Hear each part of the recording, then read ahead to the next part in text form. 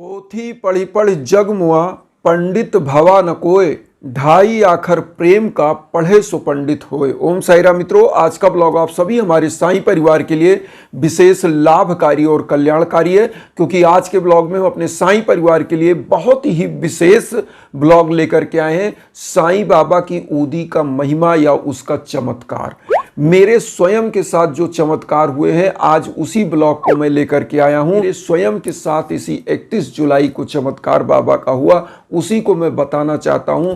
और एक चीज और बता दें, बहुत सारे हमारे साईं परिवार हैं जो यह जानते हैं कि बाबा कष्ट के समय में कैसे आपका साथ देते हैं, जिनका खुद का अनुभव होगा और मेरा स्वयं का अनुभव है कि बाबा ने कैसे मेरा साथ दिया और उस कष्ट से उन्होंने बाहर निकाला। मैं बहुत सारे ऐसे ब्लॉग हैं जिस पर अपने स्वयं के साथ जो मेरे साथ चमत्कार हुए हैं उन्हीं को मैंने बताया है। और बहुत सारे लोगों को मैं देखता हूं कि दूसरों की कहानी वो बताते हैं, लेकिन मैं स्वयं की कहानी बताता हूं जो स्वयं पर मैंने अनुभव किया है बाबा की ऊर्जा का, उसी को मैं अनुभव करता हूं कि आप तक वह बात पहुँचे, आप तक वह मैसेज पहुँचे और आपका भी आस्था विश्वास अडिग बन सके। बहुत सारे लोग कहते हैं कि गुरुजी हमने ये किया, हमारा कुछ कल्याण नहीं हो रहा है, तो मैं उसी विश्वास के लिए आया हूं कि कैसे आपका विश्वास बने और आप सच मानिए कि साईं हमेशा आपका साथ देते हैं, बशर्ते उस ऊर्जा को महसूस किया जा सकता है, सोचा जा सकता है, लेकिन आंखों से देखा नहीं जा सकता। तो बाबा के 11 वचन आप सभी लोगों ने पढ़ा होगा, मैं एक बार बता भी दूं। 11 वचन में 2 लाइनें आई हैं, मुझे सदा जीवित ही जानो, अनुभव करो सत्य पहचानो। बाबा कहते हैं कि मेरा शरीर समाधि में भले है, लेकिन मैं जीवित अवस्था में हूँ। जब मुझे पुकारोगे मैं तत्क्षण आपके पास होऊंगा, आपकी सहायता के लिए होऊंगा, लेकिन सच्ची श्रद्धा और सबूरी के साथ। यहाँ पर मैं जो घटना आप लोगों को आज जो बाबा की साईं बाबा की ऊदी का चमत्कार लेकर के आया हूँ, वो पहले तो मैं बता दूं कि मेरे पर्स में सदैव बाबा की ऊदी हमेशा रहता है। एक देखिए फोटो रहता है बाबा का जो है तो यहाँ पर, और उसके बाद मेरे पर्स में परमानेंट बाबा की ये ऊदी जो है इसी पर्स में रहती है। मैं इसी ऊदी को जो है इसी ऊदी की चमत्कार बता रहा हूँ। देखिए पैकेट भी ये नया, उसी दिन हमने इसको काटा और उसी दिन इस ऊदी का चमत्कार कैसे हुआ, आज इसी ऊदी की महिमा को मैं लेकर के आया हूँ। कहानी है 31 जुलाई की। 31 जुलाई की कहानी ये है कि मैं अपने आवास पर हमारे फादर के साथ, हम 2 लोग केवल अकेले थे। अचानक से फादर को जो है हार्निया उतर गया, और हार्निया इतना ज़बरदस्त उतरा, जो आंतें उतरती हैं, जो पेल्विक गर्डिल होता है, आप लोग समझ रहे होंगे, जो कमर का पोर्शन होता है आगे साइड में। तो ये हार्निया क्या होता है, एक झिल्ली होती है, वो झिल्ली कभी डिस्टर्ब जब हो जाती है तभी ये हार्निया उतरता है। और हमारे फादर इस समय, उनका एज होगा 70 ईयर्स के आसपास, उनको हार्निया उतर गया। हार्निया इतना ज़बरदस्त उतरा, आंतें इतनी उतर गई कि फिर वो स्वयं अपने प्लेस पर लौट करके नहीं जा सकती, वो फंस गई। और आप समझ सकते हैं कि वो ऐसा तड़पने लगे कि आप जैसे, एक होता है ना कि लगता है कि व्यक्ति अब बचेगा नहीं, जैसे मृत्यु का मंजर होता है, इस तरह से वह दिखने लगा। और मैं भी एकदम विचलित हो गया। मैं अकेले, मेरा सहयोग करने वाला कोई नहीं, मैं क्या करूं। मेरे मन में बस एक ही चीज़ सूझा कि मैं जो ये साईं की ऊदी अपने पर्स में रखे रहता हूं, तो मैंने सबसे पहले पर्स उठाया और पर्स के अंदर से मैंने यहाँ पे जो ये पर्स का ये जेब देख रहे हैं, यहाँ से हमने ऊदी निकाला। ऊदी निकालने के बाद सबसे पहला काम, क्योंकि मैं एकदम असहाय स्थिति में था, मेरा कुछ मुझे सूझ नहीं रहा था, तो मुझे बस बाबा ही सूझ रहे थे। मैंने तुरंत इस ऊदी के पैकेट से थोड़ी सी ऊदी निकाली और अपने पिताजी के मस्तक पर लगाया। मस्तक पर लगाया, उनको रिलीफ तो नहीं हो रहा था। फिर मैंने लगाने के बाद तत्काल एक लोगों को फ़ोन किया कि ऐसी ऐसी बात है भैया, आप आ जाएं, और फादर का मतलब इतना ज़बरदस्त दिक्कत है कि प्राणों की संकट है। तो उस समय रोडों पे कुछ जाम चल रहा था और उन्होंने कहा कि थोड़ा सा टाइम लगेगा, आप धैर्य रखिए, मैं आ रहा हूँ। लेकिन मैं बहुत ही विचलित हो गया, मैं कैसे लेके जाऊँ। उन्होंने कहा आप धैर्य रखिए, बस मैं पहुँच रहा हूँ। उनके भतीजे जो है एक टेम्पो लेकर के, टेम्पो जो होती है टैक्सी, वो ले करके वो आए और फादर को उसी समय मैंने बाबा की ऊदी लगाकर उसमें बैठाया और वो टेम्पो में मेरे ऊपर लेट गई। इतना उनको असहनीय पीड़ा थी, आप समझ लीजिए। उसके बाद मैं हॉस्पिटल लेकर गया। हॉस्पिटल पहुंचा, डॉक्टरों ने प्रयास शुरू किया। तो पहले उन्होंने सोचा जो नस उतरी हुई है उसको हाथ से थोड़ा सा प्रेस करके और शायद वह अपने प्लेस पर चली जाए तो ऑपरेशन ना करना पड़े। उन्होंने कम से कम 20 मिनट 40 मिनट प्रयास किया और वह अपने स्थान पर नहीं गई। उन्होंने आनन फानन में डॉक्टरों ने डिसीजन लिया कि इनका इमरजेंसी में ऑपरेशन होगा। 31 जुलाई को ही शाम 5 बजे उनको ऑपरेशन होना था। तो उसके पहले समस्त जांच, शुगर का, बीपी का, समस्त प्रकार की जांचें उनकी शुरू हो गई। जांच शुरू हो गई और हम एक कमरे में जो हॉस्पिटल का उसमें एडमिट हो गए, कमरा प्राइवेट लेकर के। उसके बाद फादर का जांच सब शुरू हो गया, खून का जांच, यूरिन का जांच, बीपी का जांच, शुगर का, सब कुछ जांच शुरू हो गया।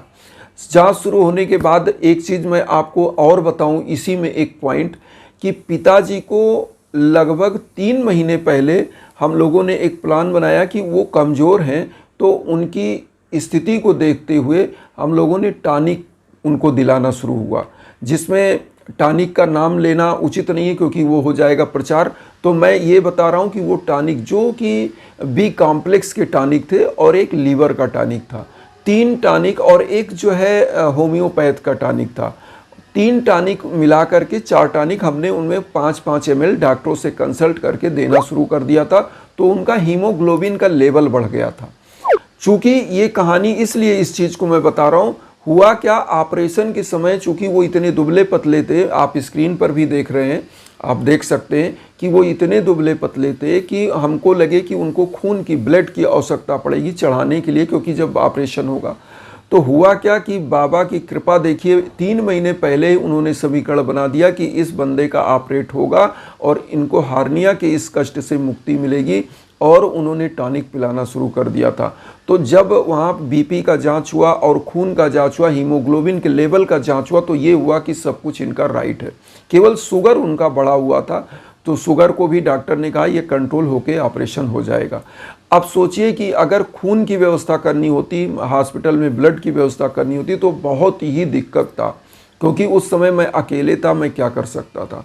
हुआ क्या कि बाबा की कृपा से हीमोग्लोबिन का लेवल सही रहा, मुझे किसी भी बाहरी चीज़ की आवश्यकता नहीं पड़ी, और उनका ऑपरेशन 31 जुलाई को 5 बजे स्टार्ट हुआ। 2 घंटे के ऑपरेशन, मतलब 5 बजे से स्टार्ट हुआ और 2 घंटे ऑपरेशन। और डॉक्टरों ने ये बताया कि अगर इनका ऑपरेशन इमरजेंसी में तत्काल नहीं होता तो आंतों में एक गैंग्रीन बन जाती है और वह आंत काटना पड़ता और वह भीषण आपके लिए दिक्कत हो जाती। तो ये तो बाबा की कृपा है कि तत्काल प्रभाव से डॉक्टरों ने ऑपरेशन किया। चला मैं ऑपरेशन थिएटर के बाहर, वहाँ पर 2 बल्ब, मैंने जीवन में पहली बार किसी का ऑपरेशन देखा था। 2 बल्ब लगे थे, एक हरा था एक लाल था। जब हरा जो है जल रहा था तब मुझे अलग लग रहा था, लाल जलने लगा तो मुझे अलग लगने लगा। मैं कभी समझ नहीं पा रहा था कि कोई खतरे की चीज़ है, क्या है। बाद में एक वहाँ के वर्कर से पूछा, उन्होंने बताया कि बाबूजी जब वहाँ तैयारी चलती है ऑपरेशन थिएटर में तो हरा जलता है, लेकिन जब ऑपरेशन होता है तो लाल बत्ती जलती है कि कोई डिस्टर्ब ना करे। तो इसलिए तो फिर मेरे मन में थोड़ा धैर्य आया और मैं एक ही काम कर रहा था, बाबा का 11 वचन पढ़े जा रहा था मन में, साईं बाबा का नाम जपे जा रहा था, मंत्र जपे जा रहा था, साईं गायत्री महामंत्र। हम 11 वचन कौन सा, आप सभी लोगों को इसीलिए कहते हैं कि बाबा का 11 वचन कंठस्थ कर लीजिए। मैंने क्या, वो जो शिरडी में आएगा आपद दूर भगाएगा, चढ़े समाज की सीढ़ी पर, पैर तले दुख की पीढ़ी पर, त्याग शरीर चला जाऊंगा, भक्त हेतु दौड़ा आऊंगा, मन में रखना दृढ़ विश्वास, करे समाधि पूरी आस, मुझे सदा जीवित ही जानो, अनुभव करो सत्य पहचानो, मेरी सड़ा खाली जाए हो तो कोई मुझे बताए, जैसा भाव रहा जिस जन का वैसा रूप हुआ मेरे मन का, भार तुम्हारा मुझ पर होगा, वचन न मेरा झूठा होगा, आ सहायता लो भरपूर, जो मांगा वह नहीं है दूर, मुझ में लीन वचन मन काया, उसका अड़ना कभी चुकाया, धन धन व भक्त अनन, मेरी शर्त जैनन। ये बाबा का 11 वचन और बाबा का साईं गायत्री महामंत्र। ओम शिरडी वासाय विद्महे सच्चिदानंदाय धीमहि तन्नो साईं प्रचोदयात्। यही मंत्र मैं रटता रहा, ओम श्री साईनाथाय नमः रटता रहा, और 2 घंटे ये चीज़ मेरे जीवा पर केवल चलता रहा। मैं पागलों की तरह केवल ऑपरेशन थिएटर के बाहर खड़ा रहा अकेले। ऑपरेशन थिएटर से जैसे ही फादर आए, जो उनको कष्ट, भीषण कष्ट था, वह जैसे ही वह आए वो सब रिलीज हो चुका था और वह बेहोशी की अवस्था में थे स्ट्रेचर पे। वहाँ से आने के बाद थोड़े देर के बाद, लगभग आधे घंटे बाद, उनको थोड़ा थोड़ा अपना, जैसे वो एनेस्थीसिया जो दिया जाता है डोज, उसके बाद उनको होश आना शुरू हुआ और फिर वो बोलने लगे कि मुझे अब आराम है, इशारे में। तब जाकर मुझे चैन आया और उसी दिन, मैं आपको बताऊं, 31 जुलाई को ही उनको दर्द भीषण सुबह से शुरू हुआ था, एकदम मॉर्निंग से, अर्ली मॉर्निंग से, और शाम को लगभग 7, साढ़े 7, 8 बजे उनको सब कष्टों से मुक्ति मिल गई। और इस समय आप देख सकते हैं कि वो कार में कैसे जर्नी कर रहे हैं। और मैं एक चीज़ बता दूं, जब आप कष्ट में होते हो ना तो पूरी दुनिया वीरान होती है, शहर में आप अकेले होते हो, शहर ऐसे चलता है लेकिन आप अकेले होते हैं। इसलिए मैं कहता हूं कि केवल और केवल अपने प्रभु की सानिध्य को प्राप्त करो, वरना दुनिया में कोई किसी का साथ नहीं दे सकता। और यहाँ पर एक चीज़ और कहना चाहेंगे कि सबसे बड़ी चीज़ होती है परमात्मा में विश्वास, अगाध श्रद्धा। क्योंकि इस कलयुग में कहा जाता है कि कलयुग का है नाम अधारा, सुमिर सुमिर नर उतरई पारा। तो बाबा का जो आत्मविश्वास बढ़ाने वाली चीज़ है, आपके मन में जो श्रद्धा विश्वास बढ़ाने वाली चीज़ है, वो 11 वचन है, बाबा की कृपा है। और साईं की ऊदी का यह महिमा है। साईं की ऊदी का महिमा नामक एक चैप्टर ही आपको मिल जाएगा साईं सच्चरित्र में। अगर आप पढ़े होंगे या नहीं पढ़े तो आप एक बार पढ़िएगा, बहुत ही दिव्य ऊदी है। मैं इस ऊदी का कई बार टेस्ट किया। एक हमारे साथ ऐसे प्रोफेसर साहब थे, उनके साथ भी मैंने ये टेस्ट किया, चमत्कार ही रहा। और इसी प्रकार मेरी मदर का था, फादर के लिए चमत्कार ही रहा। और इसीलिए मैं आज इस ब्लॉग को आपके सानिध्य में, आपके सम्मुख लेकर आया कि आपके भी मन में वह आस्था और विश्वास बलवती रहे, बना रहे और अडिग रहे कि बाबा निश्चित साथ देते हैं। बस देखिए, सब्र बना के रखना चाहिए, क्योंकि लिखा है धीरज धर्म मित्र अरुनारी, आपत्ति काल परखिए चारी। तो धीरज, धैर्य, धर्म अपनी स्त्री मित्र की परीक्षा आपत्ति काल में होती है। इसीलिए बाबा के ऊपर अगाध श्रद्धा रखिए। और एक चीज़ और कहेंगे, जब भी जीवन में भीषण बाधाएं आए तो यज्ञ याजन हवन के लिए ज़रूर हमारे इंस्टाग्राम पर आप संपर्क कर सकते हैं और आप स्वयं किसी और योग्य ब्राह्मण से भी करा सकते हैं। लेकिन मैं यही कहता हूँ, कहीं भटकने की ज़रूरत नहीं है। आप हमारे द्वारा समझना चाहते हो तो हम इंस्टाग्राम का लिंक वीडियो के बीच बीच में देते हैं, आप वहाँ आ सकते हैं।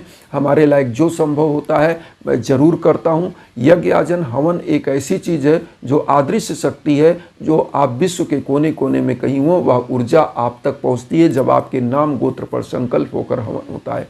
इन्हीं भावनाओं के साथ यही कहेंगे, वसुधैव कुटुंबकम की जो भावना हम लेकर चल रहे हैं, उसमें आप सभी लोग चैनल को सब्सक्राइब करके अपना आशीर्वाद दीजिए और उन साईं भक्तों तक वीडियो को जरूर शेयर करिए जो किन्हीं कारणों से कष्ट में, दुख में। इसी भावना के साथ ओम साईं राम।